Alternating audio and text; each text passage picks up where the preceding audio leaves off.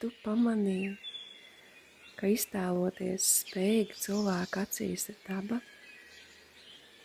Tur tauriņi putni un bites sarunājas ar pļavas ziediem un varavīksnēm, un dīvainajā mistiskajā mirdzumā spāres spāna krāsas caurspīdīgums saplūst ar klusināto vakara, meža zilganumu. Tu tikai iedomājies,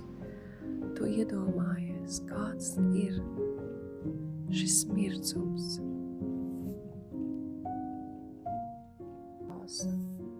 Kāda ir pļavā mīļākā ziedu krāsa?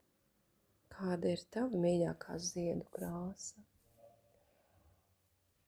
Es esmu sapratusi, ka tā migla,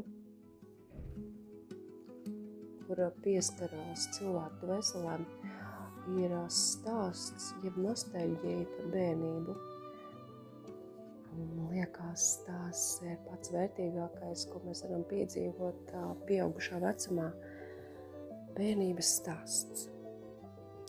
Vai esat sajutuši, kā smaržo pļava, kad piedzīvojāt to bērnībā? Tā miglainā, tikko jaušamas austošas saules brīdī. Es vienmēr domāju par sarkanajām agonēm, kuras es nekad neesmu gleznojusi. Un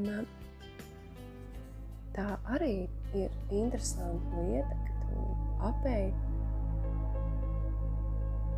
apglezno, apdziedini, apvīji un izdari tātad savu soli apkārt tam, ko tu kādreiz dzīvē vēlies piedzīvot.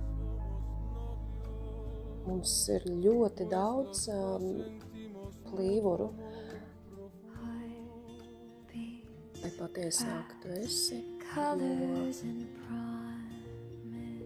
plašāka durvis visums spēja atvērt mums un vēl joprojām es ticu pasakām.